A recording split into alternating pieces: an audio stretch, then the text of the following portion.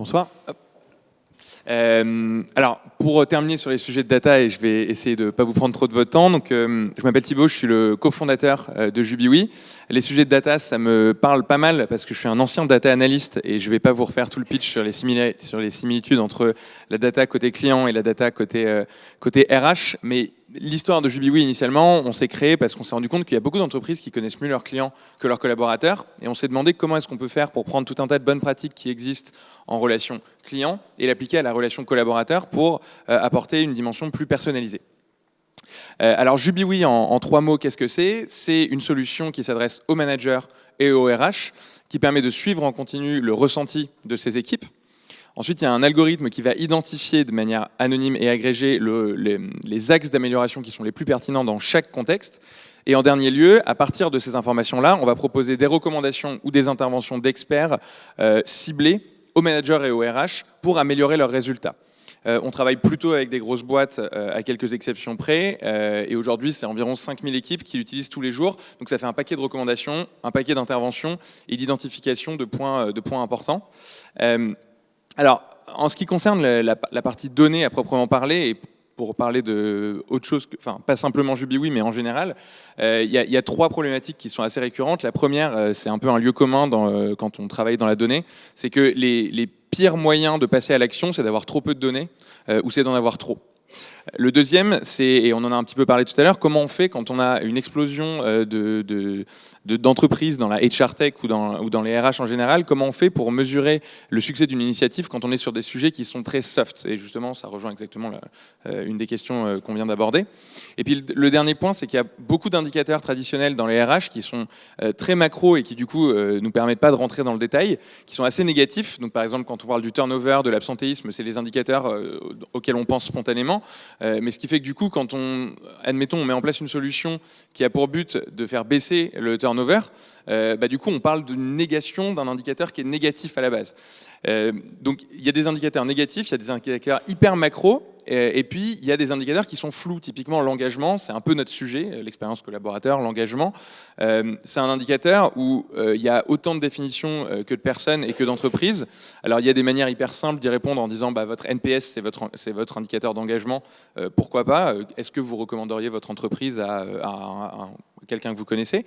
Mais si vous voulez rentrer dans le détail et si vous voulez faire coller ça à vos valeurs d'entreprise, aux projets sur lesquels vous bossez, il faut faire quelque chose de beaucoup plus personnalisé. Alors, à notre sens, il y a 2 grands absents en général dans les solutions RH. Le premier, c'est l'adoption. C'est que typiquement, si je reprends l'exemple de l'engagement, sur le principe, on en entend parler tout le temps, c'est un sujet qui concerne les collaborateurs, tout le monde devrait être hyper content qu'on lance une démarche d'engagement, et pourtant, si vous en parlez à vos équipes, tout le monde s'en fout un peu, parce qu'en fait, l'engagement, c'est ancré dans le cerveau de beaucoup de gens que c'est des démarches qui sont signées RH, que c'est quelque chose qui est imposé par le haut et qui va vers le bas, et qu'au final, ça ne fait pas vraiment bouger les lignes, ça fait des années qu'on répond à des questionnaires, ça fait des années que ça ne sert à rien. Donc on me dit qu'on lance une démarche d'engagement, moi personnellement, ça ne me parle pas trop. Donc le sujet de l'adoption, c'est comment est-ce qu'on fait pour donner envie aux gens de participer au projet au-delà du petit cercle RH ou top management qui a envie de le mettre en place. Et le deuxième, c'est un sujet résultat, c'est que finalement, comment est-ce qu'on mesure l'impact de ces initiatives et comment est-ce qu'on fait pour que, au-delà de la bonne volonté de mettre en place des initiatives d'engagement, d'expérience collaborateur ou autres, comment est-ce qu'on fait pour que ce soit suivi d'actions et que ce soit suivi d'initiatives concrètes au quotidien pour les collaborateurs et pas simplement d'effets d'annonce et de choses qui nous concerne pas directement. Alors il y a 2 indicateurs dont on entend souvent parler sur nos sujets et qui sont, je les appelle indicateurs de bout de chaîne. Des indicateurs par exemple qui concernent directement les employés et qui servent à évaluer le succès d'une solution par exemple d'engagement, c'est le taux de réponse. C'est est-ce que les gens répondent. Alors le taux de réponse, c'est bien, ça permet de savoir que les collaborateurs, à un moment donné, sont intéressés un petit peu et ont participé à votre solution. Le problème, c'est que plus que le taux de réponse, finalement, c'est le taux de rétention. C'est est-ce que les gens, quand ils s'expriment une fois, ils vont continuer de s'exprimer les fois suivantes quand vous allez les interroger. Et puis surtout, si derrière le taux de réponse, il y a un super taux de réponse, mais vous ne faites rien, mécaniquement, votre taux de réponse, il va chuter. Et donc, nous, on est sur un marché où tout le monde parle de son taux de réponse. On a 70% de taux de réponse, on a 80% de taux de réponse. Sauf que derrière, ce qui se passe, c'est que dans 5 ans, votre taux de réponse, il va chuter si derrière, vous avez absolument rien fait avec les résultats de votre enquête. Et le deuxième, qui est un indicateur plutôt corporate, plutôt CODIR, COMEX, C-level, et c'est celui avec lequel on commence souvent quand on veut convaincre sa direction ou son DAF, c'est le coût du désengagement. Ça, c'est un petit peu l'épouvantail. Le désengagement, ça coûte hyper cher. Il faut absolument que vous bossiez dessus parce que vous perdez énormément d'argent sur ces sujets-là. Le problème, c'est qu'encore une fois, il y a 50 000 enquêtes qui parlent de ça et qu'on n'arrive pas, c'est peut-être comme le coût d'un recrutement, on n'arrive pas spécifiquement à le chiffrer pour une entreprise. Alors nous, on a essayé, on a créé un outil et je pourrais vous donner le lien après si ça vous intéresse, mais ça ne se focalise pas sur l'usage. Et donc, si on a un coût du désengagement qui est hyper important, mais que derrière, ça intéresse personne dans l'entreprise, finalement, ça ne vous fait pas trop avancer. Donc, mon sujet ce soir, c'est de dire, il y a des indicateurs qui sont hyper pertinents et qui sont en milieu de chaîne. Typiquement, c'est des indicateurs d'usage qui sont pas hyper regardés au-delà de justement ces indicateurs de bout de chaîne. C'est pour les personnes, par exemple, les managers, les RH qui sont sur le terrain, qui sont chargés de communiquer les résultats aux équipes, qui sont chargés de prendre des initiatives. Ce qu'il est important de regarder, c'est des indicateurs quasiment B2C, c'est-à-dire, est-ce qu'ils utilisent votre solution ? Est-ce qu'ils l'aiment? Donc ça, c'est la notion de NPS. Est-ce qu'ils vont utiliser les différentes fonctionnalités qui sont à leur disposition? Et ça, c'est des indicateurs qui sont souvent pas mis en avant par les solutions sur le marché. Et c'est totalement volontaire de leur part, parce que si ces indicateurs-là sont mauvais, derrière, mécaniquement, vous n'aurez pas de résultat.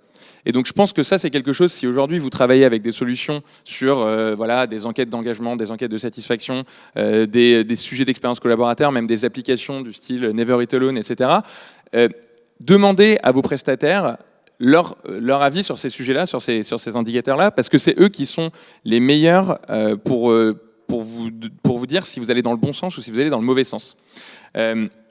Le triple down et triple up effect, en fait, c'est simplement de dire si les personnes au milieu de la chaîne, les managers, les RH, ont ces indicateurs qui sont au vert, mécaniquement, vous allez avoir un effet vertueux qui se passe à la fois au niveau des collaborateurs et aussi au niveau du C-level.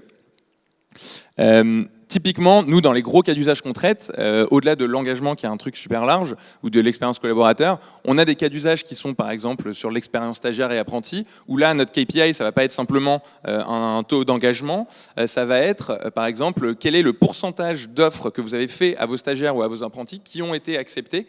Et ça, vous pouvez mesurer hyper simplement, est-ce que ça monte, est-ce que ça descend, et vous le mettez en parallèle de ce que vous faites. Et pour chacun des cas d'usage sur lesquels on bosse, il y a des indicateurs qui sont pertinents et qui doivent être amenés en plus du turnover, en plus de l'absentéisme et en plus de l'engagement au sens large.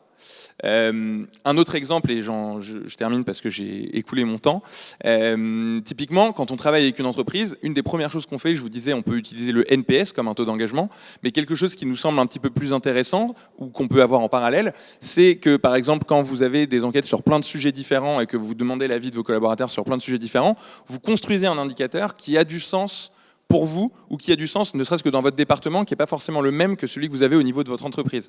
Et ça, c'est quelque chose qui est assez puissant et qui montre que pour 100 clients différents, vous allez avoir 100 indicateurs différents qui vont avoir du sens chacun dans leur contexte. Voilà, je suis ravi de vous donner quelques indicateurs supplémentaires si vous avez des questions. Le slide d'avant est bien, alors c'était pas trop ouvert depuis, mais en gros, pour reparler un petit peu de data, etc., l'idée, et ce qu'on essaye de faire chez JBWE, c'est quoi? C'est de dire, quand on a une communication qui est unidirectionnelle, plutôt top-down, et qui est encore assez ancrée dans les pratiques, nous, on essaye de faire en sorte que la conversation, ce soit une conversation déjà, que ça aille dans les deux sens, et puis surtout que ce soit pertinent. Si vous êtes stagiaire en développement informatique, vos ambitions et vos attentes par rapport à votre carrière et par rapport à votre boîte sont hyper différents que si vous êtes directeur opérationnel sur des chantiers à la SNCF. Et du coup, ça n'a pas de sens de poser des questions qui sont standardisées et qui sont les mêmes pour tout le monde. Donc ça, c'est le premier point. Le deuxième, c'est qu'il y a, dans toutes les entreprises, c'est normal, il y a plein de bruits de couloir et ça peut paraître hyper anecdotique, mais en fait, le fait de ne pas pouvoir parler de ces choses-là de manière hyper factuelle, le fait de peut-être même pas en avoir connaissance quand on est à la direction, c'est un facteur qui est critique dans justement les sujets de désengagement. Et donc, nous, ce qu'on propose chez nos clients, c'est de tenir, par exemple, tous les trimestres, une conférence d'1 heure sur les bruits de couloir qui sont remontés dans Jubilee et on va faire du debunking, c'est-à-dire, ok, bah ça, on a entendu par exemple que vous aviez peur qu'il y ait un plan social ou qu'il y ait une fusion de tel et tel département. C'est faux. On ne sait pas d'où vient ce mythe, ou alors peut-être que ça vient de telle chose qu'on a dite la dernière fois et qui avait été mal interprétée. Et ça fait beaucoup de bien au niveau de la communication. On co-construit des actions ciblées plutôt que des actions qui sont standardisées. Donc c'est un peu la politique des petits pas dont on parlait tout à l'heure. Plutôt que d'avoir le gros bulldozer une fois tous les 2 ou 3 ans qui met en place des grosses initiatives, on met des actions ciblées à un niveau local et ça a plus d'impact in fine. On itère en temps réel, donc Jubilee c'est une solution, ce que je te disais, c'est en continu. Donc plutôt que d'avoir un plan d'action qui est hyper compliqué et lourd à mettre en place, on fait ça tout le temps. Et c'est pas uniquement un sujet de la direction des ressources humaines, c'est un sujet opérationnel à tous les niveaux, managériaux et RH. Et puis toute la population est impliquée sur l'ensemble des décisions qui sont prises. C'est pas simplement un sujet qui est porté par le CODIR.